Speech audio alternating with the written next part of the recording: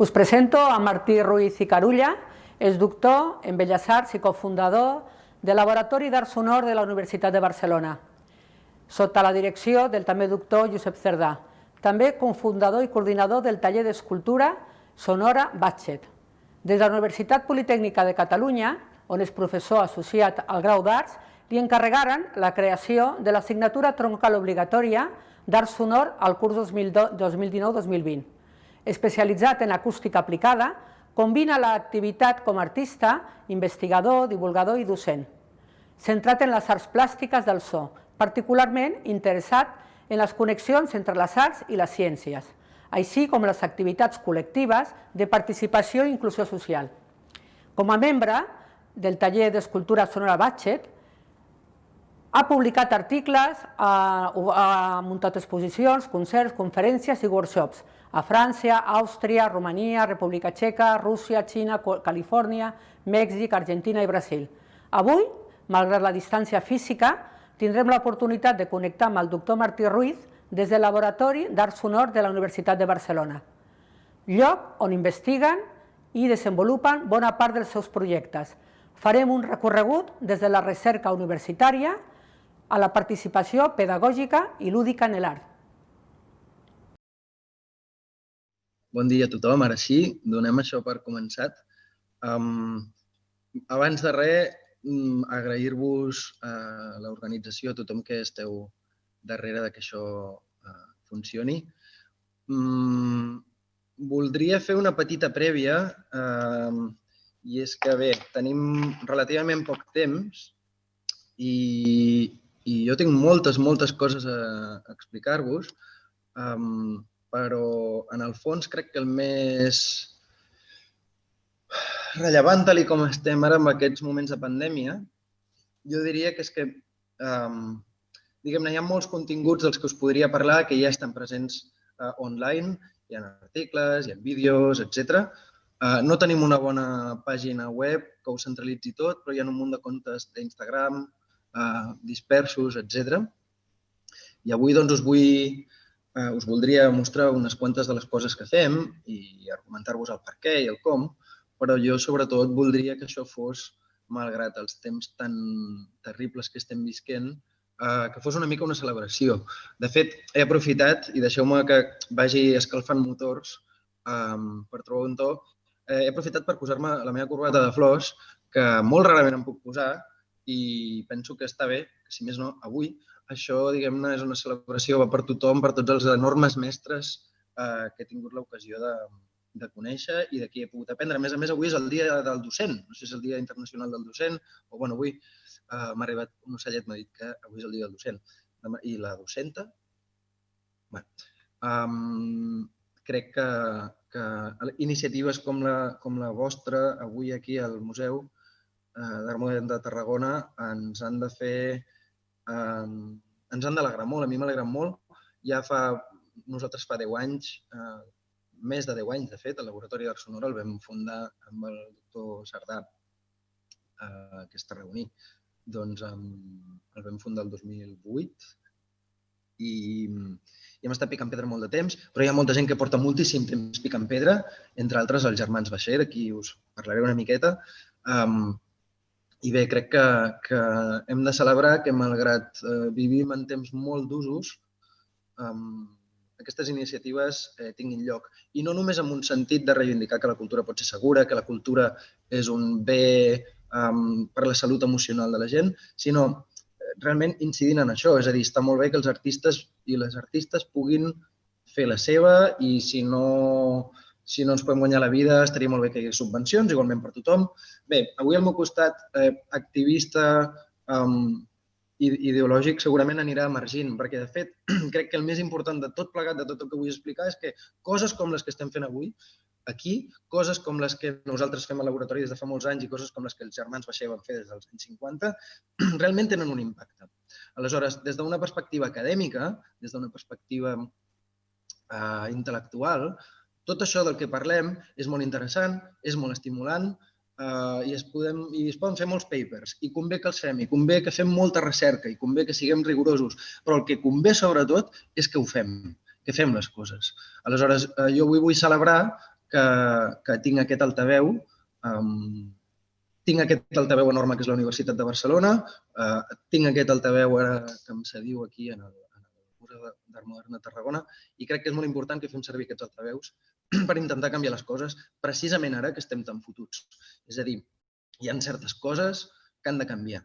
Dèiem, bueno, quan va començar la pandèmia, saldremos d'esta más mejores i más sabios. No ho sé, n'hi ha alguns que estan demostrant ser cada vegada més rucs. Aleshores, crec que precisament si volem canviar la societat és a través de l'educació i precisament per això jo m'he dedicat a qüestions pedagògiques. Per una qüestió d'activisme, per una qüestió d'intentar hackejar el sistema, hackejar la UB, hackejar el que convingui. I dic hackejar en el millor dels sentits.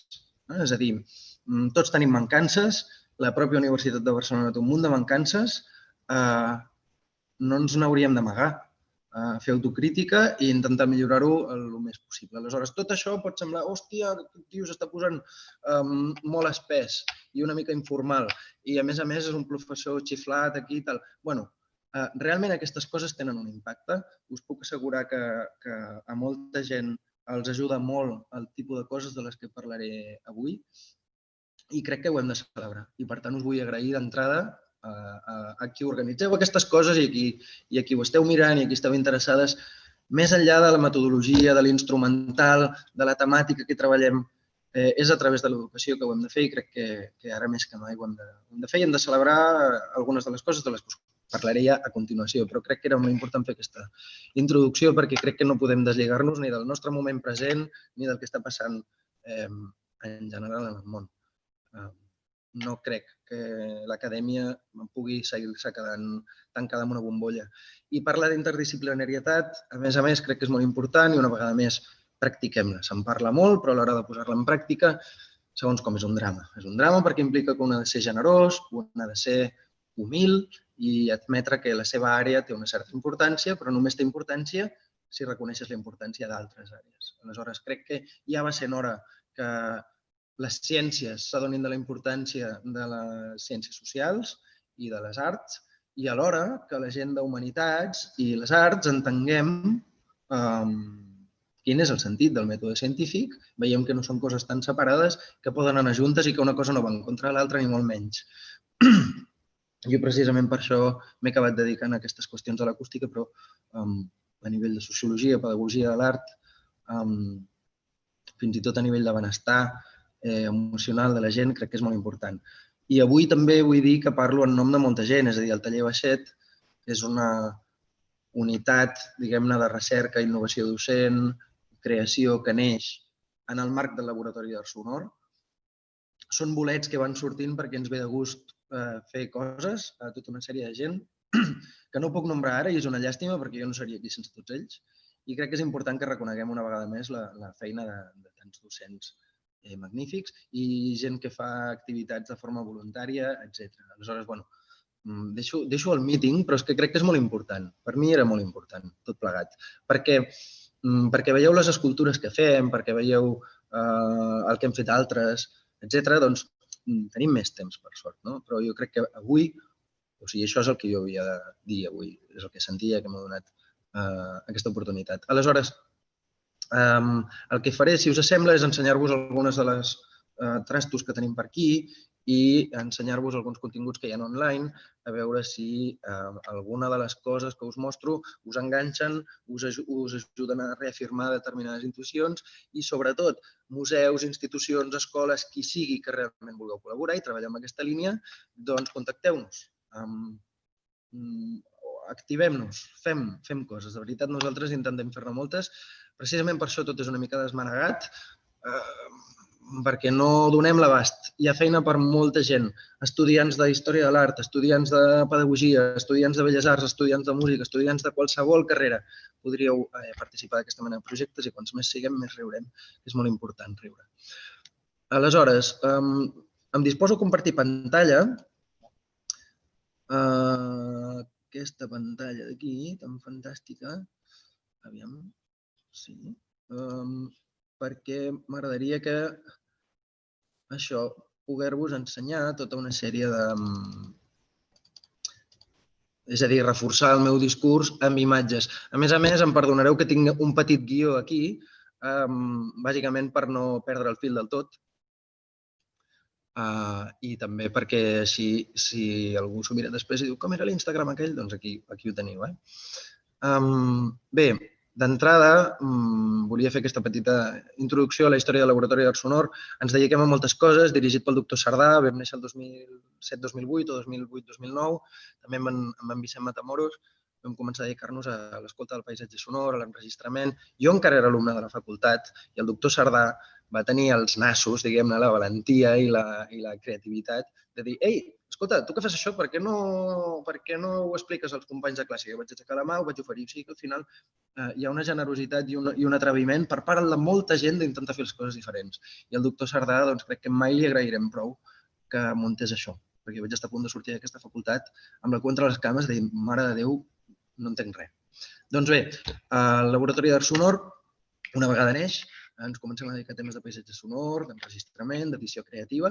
En els primers cursos d'edició creativa i paisatge sonor, de fet, vam tenir la Laura Llanelli i després, quan vam muntar el màster d'Art Sonor també, i per mi és un goig enorme que avui la Laura sigui aquí i, evidentment, que la Laura faci tot el que està fent. A la introducció s'ha dit que jo he fet el curs de la UPC i és el curs de la UOC. També m'agradaria insistir que l'àmbit de l'art sonor està creixent i el curs de la UOC que vam fer té tots els continguts en obert. Clar, no tindreu la tutorització, però diguem-ne que tots els continguts que hem preparat amb l'Edu Comelles, amb la Laura Llanelli, amb tota una sèrie de gent fantàstica, la Lina Bautista, etc. Cada vegada col·laborem més, crec que tot això és rellevant. Em direu, escolta, però no havies de parlar d'escultura sonora i moviment i pedagogia? Sí, però aquests recursos són allà. És a dir, a qui li interessi, ja hi ha molts recursos. No és excusa dir, és que no sé per on posar-m'hi, hi ha molts recursos. És qüestió de canviar l'aproximació política, de decidir-se a fer certes coses, d'atrevir-se i de preguntar, si no en saps. Doncs bé, jo vaig començar amb la qüestió del paisatge sonor també, amb aquesta història del ramat musical. Crec que avançaré perquè si no tindrem temps d'avançar amb tot, però aquesta, bueno, sí, potser us ensenyo o deixo posada la imatge. El ramat musical precisament ja contenia el germen de tota una sèrie de coses que hem estat fent després, perquè hi havia la vertent de construir esquelles, entendre com funcionen les esquelles a nivell acústic, és a dir, quins són els paràmetres d'una esquella perquè el so sigui agut, greu, llarg, curt, etc. De manera que jo allà vaig començar a estudiar acústica aplicada, però a més hi havia la qüestió de l'escolta del paisatge sonor, hi havia la qüestió de reivindicar que el so de les esquelles forma part de la memòria col·lectiva, etc. I aleshores organitzàvem sessions d'escolta i això després ho hem fet en diversos festivals, al Festival Eufònic, per exemple, programadors com ara Vicent Fibla, que ha tingut la gosadia de dir doncs una activitat del festival és anar fins a un camp i escoltar aquest ramat que porten les esquelles que ha fet en Martí. O sigui que avui us parlo una mica en tant que Martí de les Esquelles, coordinador del taller Baixet, membre del màster d'Art Sonor i activista. Al final les carreres, les trajectòries, diguem-ne, es creuen i és difícil. I avui, doncs, mira, em surt per aquí. Però diguem-ne que quan fèiem aquestes coses amb les esquelles també sortíem a pasturar per Barcelona, pel Raval amb les esquelles i compartíem les esquelles amb gent que ens trobàvem i la gent primer pensava és una manifestació, protesteu contra alguna cosa i de cop entenien que no, que simplement estàvem compartint el so, escoltant els entorns i passant una estona divertida. Crec que la vertent lúdica també hi era i crec que és molt important combinar aquest aspecte d'allò que és lúdic amb aquest aspecte de la recerca universitària, de l'art, de la pedagogia. És a dir, podem ser molt lúdics i no per això serem menys seriosos o menys rigorosos. Crec que és molt important que ens ho passem bé. Això és una cosa que vam aprendre d'en François Bachet. Crec que he perdut el guió, però tant hi fa. Seguirem avançant. Si no es veu la pantalla, si us plau, des de realització, digueu-m'ho. Tenim aquí aquest PDF. Us he de parlar dels germans Bachet, miraré de fer-ho breument per poder parlar de la resta de coses. Em sap greu perquè és el rotllo aquest de he venido a hablar de mi libro i tal i qual. Bueno, la qüestió és que jo he tingut la sort de conèixer en François Bachet en persona, hem tingut la sort des de la facultat, amb tota una sèrie de col·laboradors seus i de passar a formar part de la història dels Bachet. Aleshores, crec que és molt important per això que estem parlant avui, que coneguem la història dels Bachet, perquè ells van ser pioners d'una sèrie de coses que ara estan en boga. Però diguem-ne que quan els germans Bachet comencen a fer escultura sonora als anys 50, I una de les seves grans contribucions no és només pensar en l'escultura sonora en tant que una forma d'art experimental, explorar altres formes, altres sons, etc., sinó el que és molt important és la seva contribució en tant que aposta per la participació, per la interactivitat. És a dir, les primeres exposicions de les que tenim constància, que estan concebudes com a tal per ser interactives, per ser participatives, són aquestes peces del Sabacher. No dic que fossin els únics, però dic que ells ho van prendre molt seriosament i això els ha jugat també en contra. A les memòries, en François Bacher explica fins a quin punt alguns museus s'aprofitaven de la gran audiència que congregaven, però que en el fons realment els importava un cogombre l'experiència del públic. El que volien era passar gent per taquilla. En canvi, des del taller Bacher, el que ens importa és l'experiència personal del públic i que el públic no sigui públic, que siguin persones.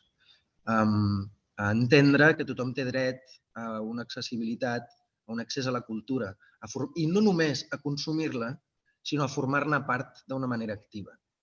Aleshores, això comença amb exposicions participatives, com esteu veient aquí a les imatges, fent unes escultures que s'adrecen, intenten, pel fet que no s'assemblen a instruments musicals convencionals, doncs picar la curiositat a tothom, despertar aquesta espurna de dir, ostres, això què és? Com va?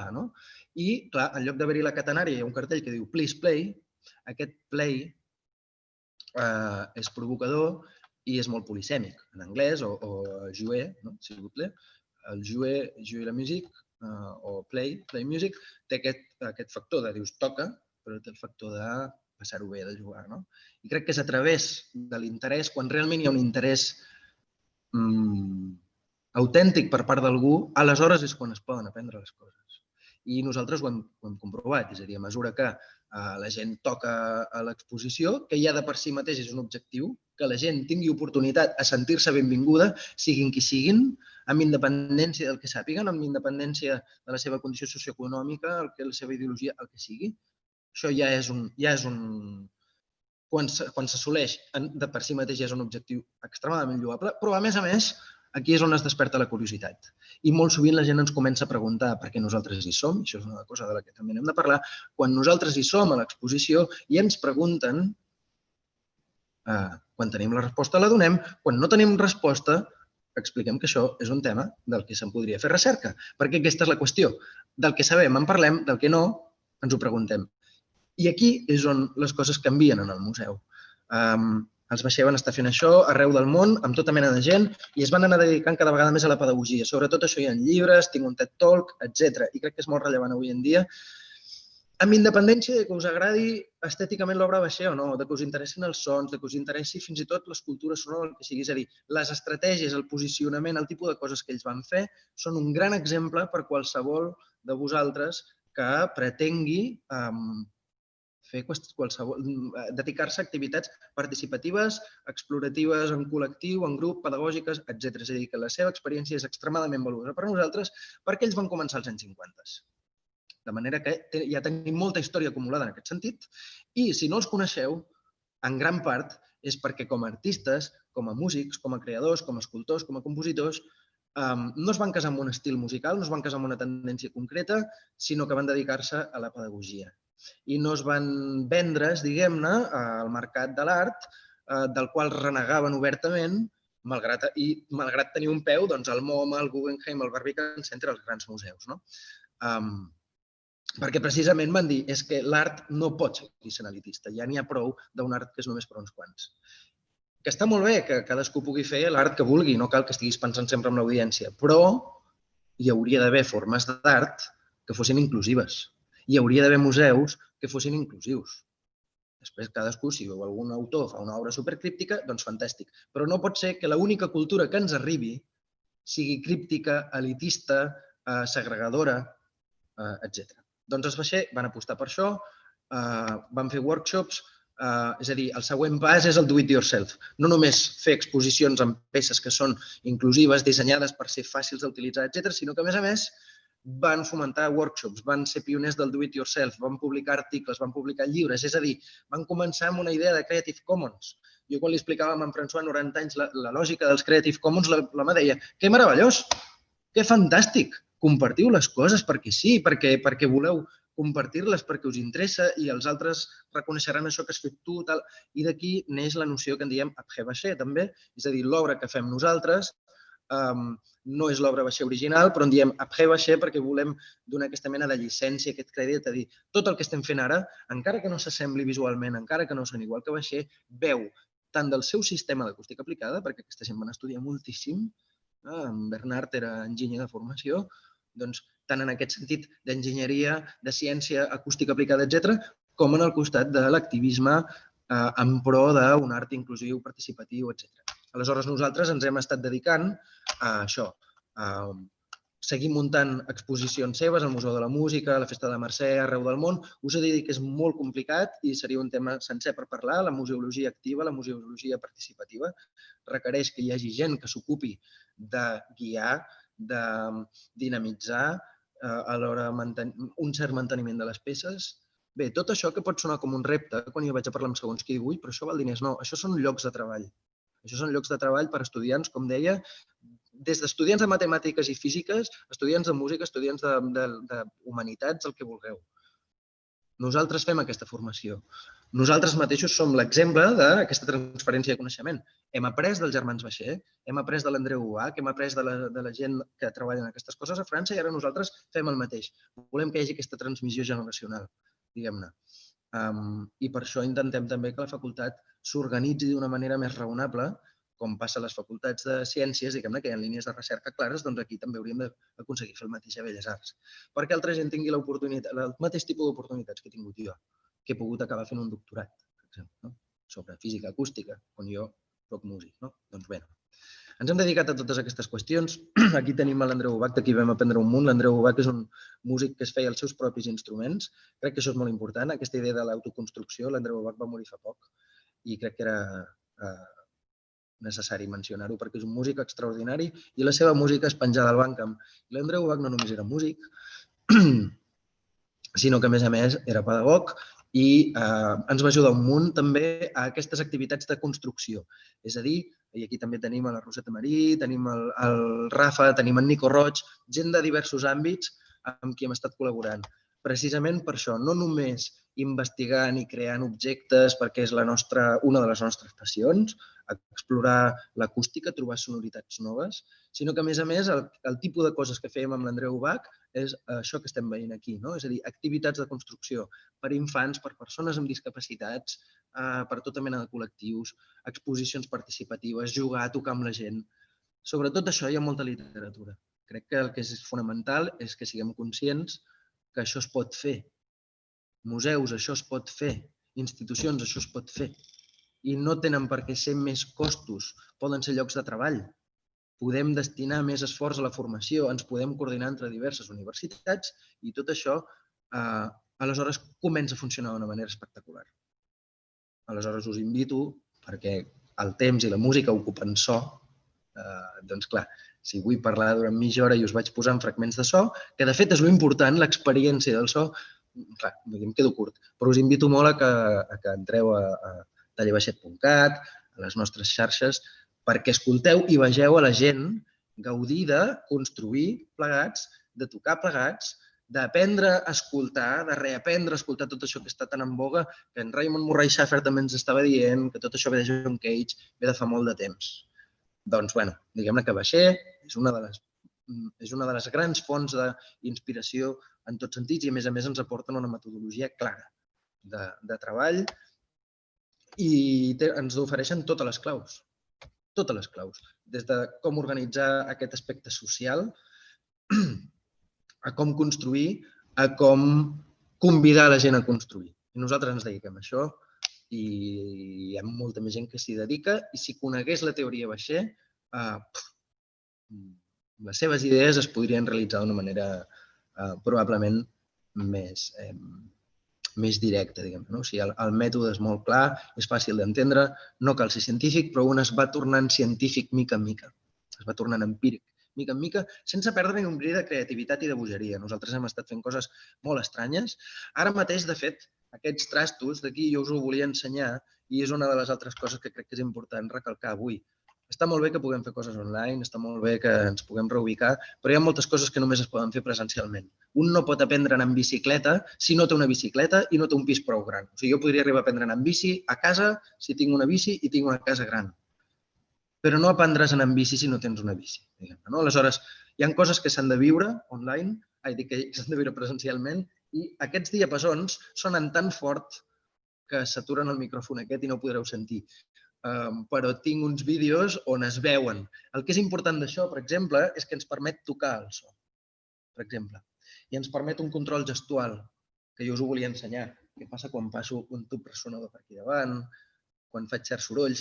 I aquí, en el PDF aquest que us tinc, us volia destacar aquesta imatge d'aquesta senyora amb cadira de rodes posant un paper contra el diapasó. En aquell moment feia un soroll tremendo. Si veieu els vídeos a internet ja ho veureu, que és un soroll com de distorsió. I penses, bueno, aquesta senyora, si li posessis un disc de música molt experimental, noise, segurament diria, hosti, quin merder, quin soroll, què és això? Però quan és ella que ho pot fer, hosti, estava entusiasmada amb aquell so i estava explorant segons si el contacte del paper era així o així, si el so canviava d'una manera o d'una altra, no? I de cop semblava Jimi Hendrix cremant la guitarra, no? Això es pot fer i s'ha fet i ho fa molta gent, aleshores fem-ho, seguim-ho fent i estudiem-ho. Fem-ne papers, destinem recursos cada vegada més a estudiar aquestes coses. Bé, doncs això, aquestes coses es poden fer en persona. Aquests diapasons formen part d'aquesta recerca en els objectes i ara intentaré anar passant cap a aquesta qüestió de les accions. Nosaltres ens hem dedicat moltíssim a l'estudi de l'objecte sonor. Jo personalment m'he dedicat moltíssim a l'estudi de l'acústica perquè com més he après, i més he après gràcies al sistema Baixer, i he anat coneixent mestres increïbles com en Bart Hopkin, en Daniel Schmidt, que em va regalar aquesta corbata, gent meravellosa, l'Andreu Bach, em sap greu, Josep Sardà mateix, gent fantàstica que hem après, com més n'he après, més m'he donat de la quantitat de coses que no entenem i que no sabem. Jo m'he centrat en la qüestió dels objectes, però un dels factors cabdals en la formació del so també és el procés pel qual s'activa un objecte. És a dir, el propi sistema Baixer ens fa entendre que el so és fruit de la relació entre la matèria, la forma i l'acció, l'activació. Aleshores, aquesta activació no només té un impacte a la qualitat del so. Si pulsem una corda, si la freguem, si la percudim. De la mateixa manera que té un impacte a la qualitat del so, també genera un context de gust, genera un context poètic, genera un context d'activitat que pot encarar-se de moltes maneres. Aleshores, tot el que estem fent, totes aquestes escultures es poden utilitzar per fer música, però es poden utilitzar per moltes altres coses que no necessàriament han de ser música. Nosaltres hem estat fent objectes, i els Baixer també han fet objectes, que pretenen ser inclusius des d'un punt de vista que siguin fàcils d'utilitzar. Aleshores, el cristall Baixer, que per qui no l'hagi vist,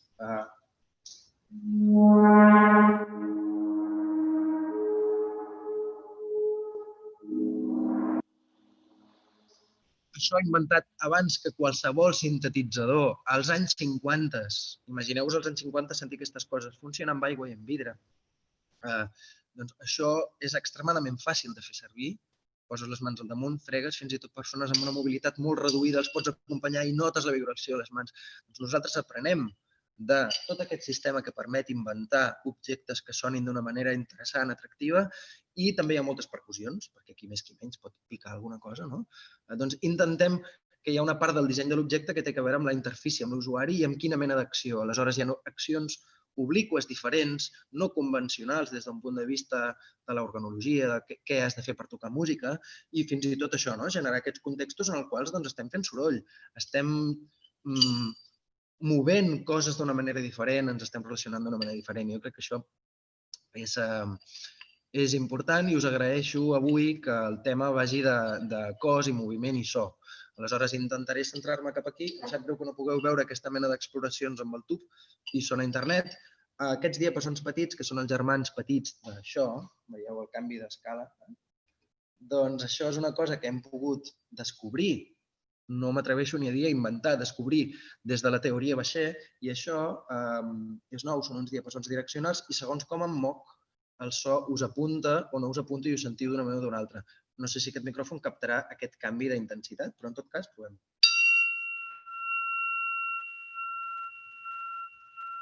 Aleshores, amb aquests diapasons, aquí a l'aula amb alumnes, en exposicions, en concerts, podem fer tota mena de coses, perquè en tinc molts, i, per exemple, podem jugar amb el moviment i comunicar-nos. He fet un munt d'activitats sense dir una sola paraula, simplement per imitació, els reparteixes i mostres aquesta qüestió gestual.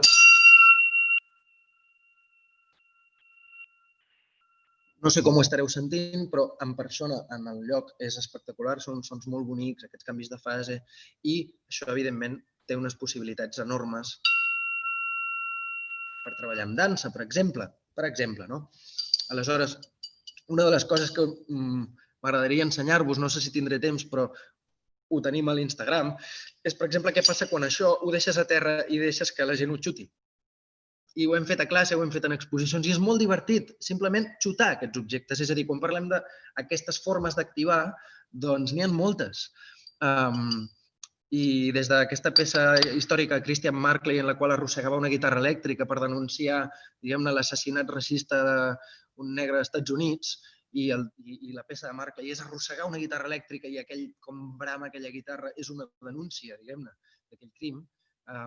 Diguem-ne que l'escultura sonora, l'art sonor, ens permet també tots aquests comportaments, totes aquestes activitats performatives que no pertanyen a la música, però que sí que pertanyen al món de l'art. I aleshores, en aquesta confluència, jo crec que hi tenim molt a guanyar tothom, i per això us convidem a que us interesseu. Els que no coneixeu el món de l'art sonor, que el conegueu. Els que no coneixeu el món de la música, que el conegueu. Els que veniu de la música i no sabeu ciència, poseu-vos-hi. És a dir, aquesta interdisciplinaritat és absolutament vital. Ara no sé si m'estàveu veient també, perquè me n'he oblidat que tinc la presentació i no m'heu vist. Disculpeu, us ho ensenyo un moment. Aquests eren els diapasons. Perdoneu, aquests eren els diapasons grans, aquest és el cristall baixer. Són els diapasons petits, veieu el canvi d'escala. Bé, és a dir, al laboratori d'art sonor treballem en aquest aspecte de recerca, en estructura, forma, matèria, acció, quines qualitats té aquest so. En aquest cas jo puc fer uns sons llargs, sostinguts, etc. Però també puc, amb un altre tipus de forma, amb un altre tipus de material, puc generar un altre tipus de sonoritat, etc. Tot això es pot entendre. Jo ho he pogut entendre gràcies al sistema Baixer, sense tenir una formació científica des del batxillerat, diguem-ne. Estem treballant en foneria, en col·laboració amb la foneria d'aquí Belles Arts, on també es fa recerca sobre pàtines, sobre enginyeria metal·lúrgica. Bé, tota aquesta qüestió del disseny dels objectes a foneria, introduint els alumnes a treballar-hi, a entendre coses, a fer un procés de cocreació, és un procés de feedback continu. És a dir, estem fent recerca des de l'art sobre temes artístics, però també sobre aquestes altres qüestions que tenen a veure, doncs poden tenir a veure amb això que dèiem, des de neuroacústica, amb l'efecte hipersònic, col·laborant amb gent de Japó, els Yamashiro Gumi, que van fer la banda sonora d'Akira. Hem tingut l'oportunitat de treballar amb la gent que van fer la banda sonora d'Akira, o de conèixer l'Akio Suzuki, que està tocant les escultures Baixer. O sigui, a tothom que estigueu pendents d'això, atreviu-vos a fer coses i a contactar amb la gent. Vam tenir el Ruichi Sakamoto aquí fa poc. Ara, no em serviria de res fer coses amb en Ruichi Sakamoto si no poguéssim estar amb la gent al carrer. Si no aconseguíssim que les escoles funcionessin una mica diferent, les universitats una mica diferent, els museus una mica diferent. Crec que és molt important que fem aquest procés d'autocrítica. Per anar avançant i acabant, suposo, perquè no crec que em quedi molt de temps, molt bé, en principi 5 minutets, volia mostrar-vos això, aquí el compte d'Instagram, diguem-ne, del taller Baixer, hi trobem vídeos, hi trobem fotos. M'interessaria que poguéssiu veure què passa quan la gent interactua amb aquests catxarros. Mira, això que us deia, de xutar els diapasons. Sentim.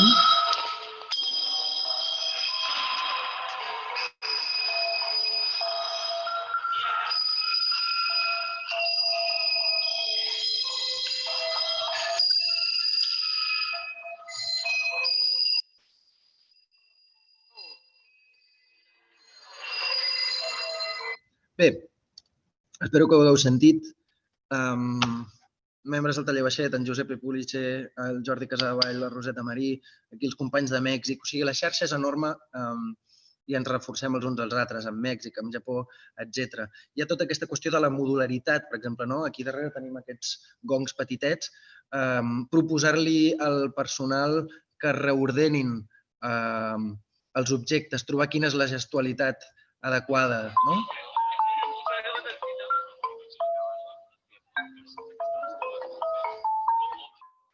Aquesta simple idea de que cada to o cada so el puguis canviar de posició i generar una sèrie, ocupar l'espai, invitar la gent a que ho facin, invitar els alumnes a que ho facin. Si no tens uns gongs d'aquests, ho pots fer amb uns testos, ho pots fer amb bols de ceràmica. És a dir, el que m'importa és que veieu que al final recursos n'hi ha moltíssims. Si volem aprendre del món de la música indonèsia, del gamelan i tocar junts,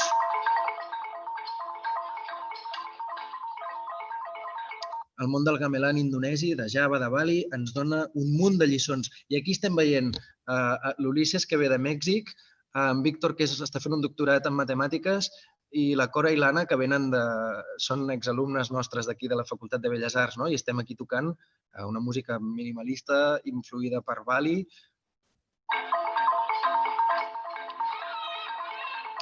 Bé, si no tenim accés a uns gongs d'aquest estil, doncs ja us dic, es pot fer de mil altres maneres. Estem treballant amb gent que ha sortit del màster, com ara en Pablo Díaz, explorant les possibilitats del so, del funk, el funk en cru, etc. És a dir, bé, nosaltres aprenem de Baixer i seguim treballant en altres materials. Reciclant paelles, per exemple, això simplement us ho esmento, el projecte de Pangamelan, també altament influït per la música gamelan, però amb aquesta idea de reciclatge de paelles que venen directament del Punt Verd. Doncs aquest projecte és tecnològicament extremadament simple, està tot pensat perquè ho puguis fer simplement amb un trepant, amb un taladro i amb paelles velles, i expliquem com funciona això. No us posaré sons, però us invito que ho mireu, que us feu el vostre pangamelan, que us uniu, que seguiu el compte i que si teniu dubtes els consulteu, etc. Tota la qüestió de la ceràmica i el so, ara amb alumnes a la facultat i exalumnes, volem seguir investigant sobre aquest material tan plàstic i tan interessant, que és el funk cru i el funk cuit, etc.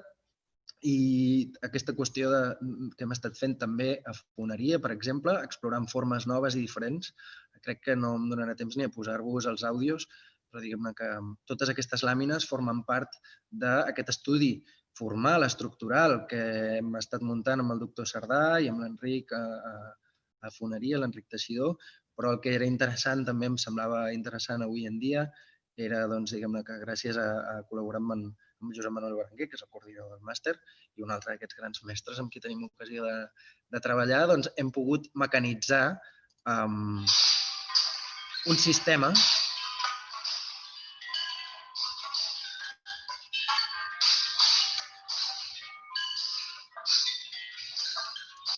de manera que les làmines sonen soles, però el que em sembla rellevant d'això és que hem aconseguit muntar un disseny que no exclou a que les persones puguem tocar i puguem tocar amb les màquines. De manera que podem treballar amb algoritmes, podem treballar amb música, amb processos autogeneratius, etc. Però, de totes maneres, volem que hi hagi un lloc per a les persones, volem que hi hagi un lloc perquè el públic deixi de ser públic. Aleshores, em sembla que val la pena que no xerri molt més. Només volia tancar recomanant-vos que, una vegada més, que us connecteu a les nostres xarxes, no perquè vulguem tenir més followers, sinó perquè puguem interactuar. Ara mateix volia aprofitar simplement per destacar una xerrada increïble del doctor Lluís Soler de la Universitat de Vic sobre accessibilitat i música. que està penjada a les nostres xarxes i que abunda en això que estem dient, precisament pels temps de la Covid, que crec que és molt important en el sentit de que tot el que està dient en Lluís sobre la música ho podem dir de qualsevol de les arts. I des del que ja va començar a fer el meu pare treballant sobre inclusió, el que seguim fent gent com en Lluís Soler i nosaltres bonament com podem, crec que és una molt bona manera d'intentar canviar les coses. Aleshores, això nosaltres contínuament estem intentant generar continguts, generar oportunitats i mirant de celebrar i aportar, compartir l'entusiasme per les coses que ens agraden perquè altra gent es pugui entusiasmar amb les seves històries també. Aleshores, tinc la sensació que avui us volia dir moltíssimes coses, segurament ha sigut molt atropellat, però respecte a aquesta qüestió de la pedagogia i el moviment, nosaltres seguim investigant. Potser sembla que investiguem molt només en la qüestió dels objectes, però les accions, les activitats per nosaltres són fonamentals i si algú des de l'Institut del Teatre, món de la dansa, qui sigui, que vulgui estudiar això d'una forma rigorosa, no només que segur que hi ha qui ho està fent, però diguem que nosaltres, en tant que laboratori, ens prestem a aquesta mena de connexions per fer una recerca conjunta, de manera que volia aprofitar una vegada més per agrair a tota la gent amb qui ja hem fet el que hem fet i a tota la gent amb qui encara no hem fet el que sé que podem fer. Felicitar-vos a tots els docents que us dediqueu a això i crec que fins aquí. Moltes gràcies a tothom per l'atenció.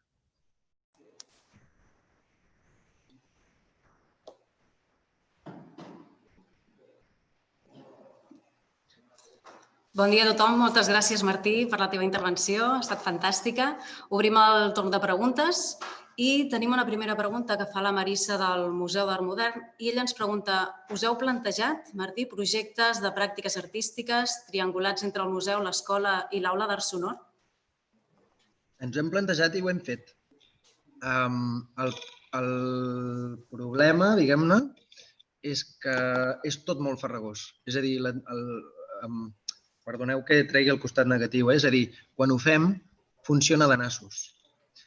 Nosaltres hem tingut l'exposició, va ser oberta durant un parell d'anys al que era el Parc de les Ciències Socials i Humanitats de la UB, que estava a Can Jaume Andreu, i ara ja no ho és, però teníem l'exposició oberta i venien escoles. Nosaltres en aquest cas era com un museu de la UB, però també hem fet coses al Museu de la Música, a Tòquio també ho hem fet. És molt complicat, però no perquè no ho sapiguem fer. És a dir, és complicat a nivell burocràtic, és complicat a nivell administratiu, és complicat perquè els museus tenen unes lògiques i unes polítiques i les universitats tenen uns rotllos i no sé què. I jo hi ha moltes activitats que he fet d'aquestes que encara ni les he cobrat ni les cobraré. I estàvem obrint de manera gratuïta, és a dir, la Roseta Marí, el Jordi Casadevall, el Rafa Cañete, becaris que venien de Mèxic, estàvem allà voluntàriament obrint les portes, atenent a la gent. I és meravellós, i gent que repetia.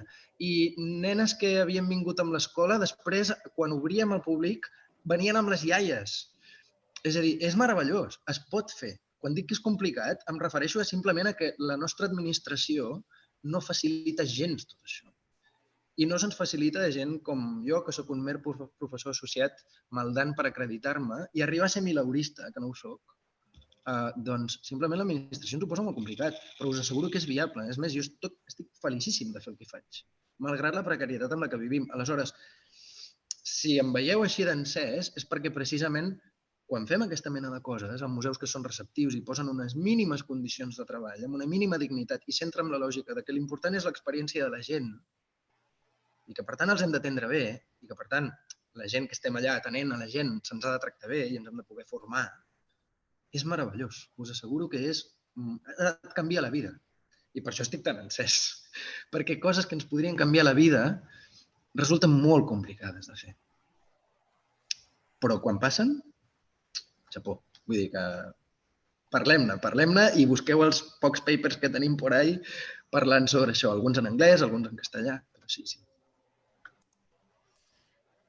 Una segona pregunta de Conxa Torres Sabater. Ella també ens diu si teniu activitats concretes per treballar o experimentar amb gent gran i amb persones amb mobilitat reduïda. Mira, et diria que en tenim, perquè per experiència hi som en l'àmbit. De fet, la Roseta Marí treballa a Sínia, que és un centre ocupacional que hi ha gent amb unes discapacitats terribles, diguem-ne, que ja no vol ningú. És a dir, la gent amb paràlisi, gent amb discapacitat intel·lectual, estan tots allà com si tots fossin el mateix, però precisament cada un d'ells és diferent. Hi ha gent amb... I en Giuseppe Pulice està en el màster de musicoteràpia de l'ESMUC. És a dir, treballem en aquests àmbits, però no tenim papers al respecte, per exemple. No tenim textos o guies dient, mira, podríem fer això, podríem fer allò. Qui ha treballat amb això molt és l'associació Baixa de França, Structure Sonore Baixa, que ells ofereixen formacions, tenen alguns textos, però és cert que caldria no estandarditzar, perquè hi ha moltes coses que sí que des de França s'ha vist molt bé com treballar amb persones amb discapacitat, també amb infància molt petita, amb nounats, amb això, geriatria, etc. Però hi ha molta recerca a fer i hi ha moltes coses que es fan, iniciatives molt xules, que estan en petits nitxos. I si no saps que allò existeix, doncs no n'aprèn, o sigui, no tens accés. Però diguem-ne que sí que n'hi ha i nosaltres és que no donem l'abast. Però qualsevol de vosaltres que vulgui fer recerca en aquest sentit, si us plau, vingueu aquí. Aquí ha vingut gent d'altres centres ocupacionals. Nosaltres ens prestem a això i forma part del nostre activisme des de la universitat. Encara que ningú cobri res, però és tan bonic que ho volem fer. Si a més aconseguíssim subvencions per fer això, doncs tothom sortiria guanyant. Em sap greu no poder donar més solucions concretes, però diguem-ne, són feines pendents que tenim a fer cada vegada millor i quants més siguem, doncs més fàcil serà que això arribi a més gent. També tenim una altra pregunta de Núria Rodríguez Collado. Ella diu si heu pensat en donar-li un ús terapèutic, potser en aquesta línia. Sí, clar, i tant. No només hi hem pensat, hi ha qui ho fa. Per exemple, hi ha un documental preciós que es diu Sprachlos, que molt difícilment el trobareu, sobre el treball que s'ha fet a França amb les estructures sonores Baixa, amb persones que tenen trastorn de l'espectre autista, gent amb intel·ligències molt límit, etc. És un documental que posa els pèls de punta. Els hi canvia la vida a aquesta gent. En Giuseppe, com dic, està amb el tema del màster de musicoteràpia. Sí, hi hem pensat i voldríem treballar-hi cada vegada més, perquè és molt rellevant. I hi ha un aspecte, només, perdoneu, deixeu-me que ho mencioni. Hi ha un paper molt famós del Tsutomu Hashi, que és el director del Yamashiro Gumi Institute de Japó, que han descobert una cosa que en diuen efecte hipersònic, que ens vincula amb el gamelan indonesi, i és que hi ha certes freqüències molt agudes que no podem escoltar, és a dir, que passen molt per damunt del llindar auditiu humà, que tot i això d'alguna manera es perceben. Hi ha un paper al Journal of Psychology of America o alguna cosa així que parlen, o sigui, mostren els beneficis que té pel cervell, per la irrigació, tot plegat a nivell cognitiu, a nivell de capacitat d'atenció, de benestar, tal i qual, escoltar aquest tipus de música en directe, evidentment, s'ha d'escoltar en directe, perquè els altaveus que tenim a casa no permeten, no ens emeten aquestes freqüències, no?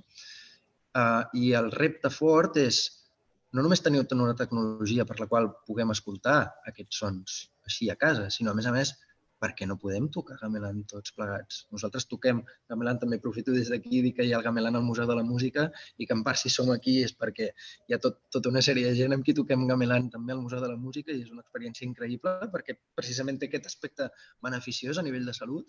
Hi ha molta recerca per fer. Doncs només volia mencionar que quan els Yamashiro Gumi han vingut a Barcelona i després a París a veure aquestes peces, algunes peces Baixa també produeixen aquest efecte hipersònic. De manera que no necessàriament tenim per què estar utilitzant els instruments indonesis amb el tipus de música indonèsia per poder tenir aquesta mena de beneficis. Aleshores, si ja produeix beneficis escoltar aquelles freqüències, imagina't quan, a més, tu ets part de produir aquests sons.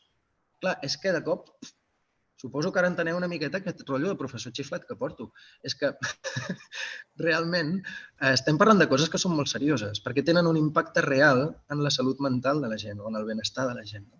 Però, esclar, com pot ser que un professor associat a Belles Arts intenti incidir o treballar en aspectes de neuroacústica? Si jo, pobre de mi, sé de formes i colors i sons, no?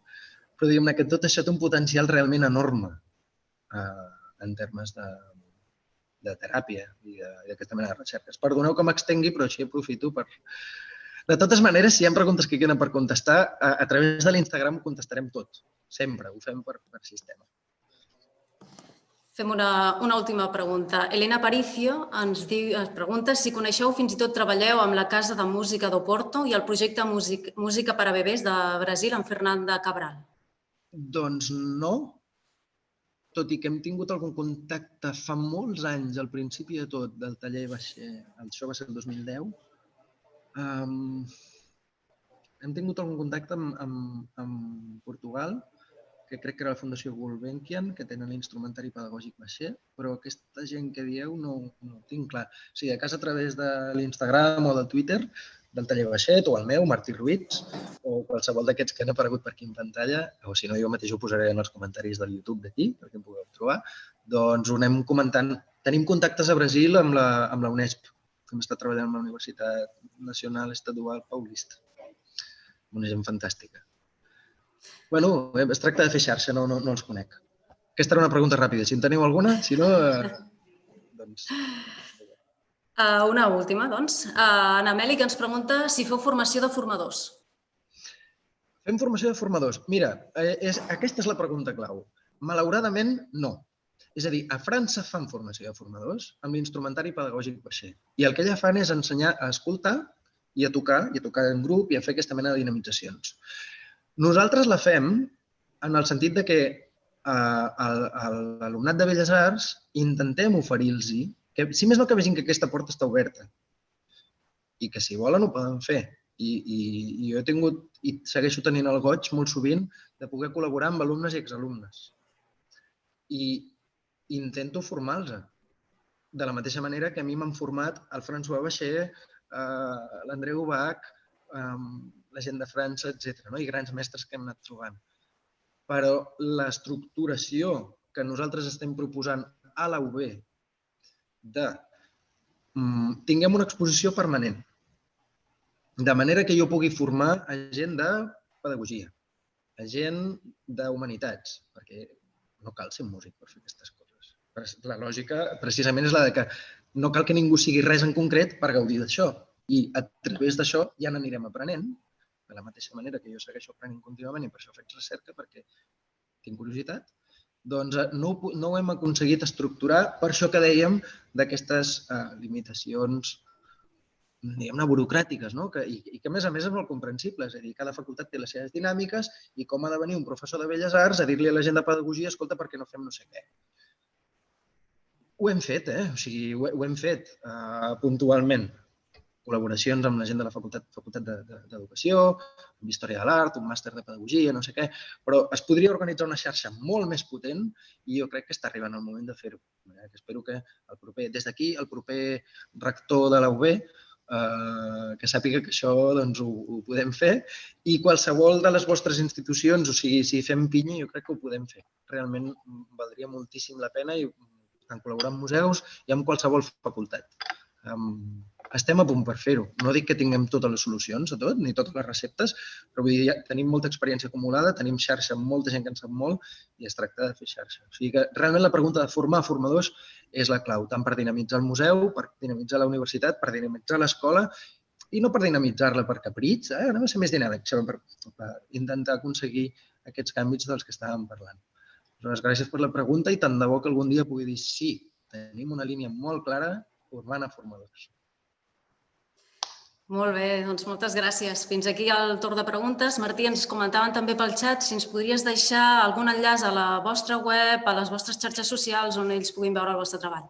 Sí, absolutament. Us faig una selecció i ho posem en el YouTube o on vulgueu, d'acord? Sí.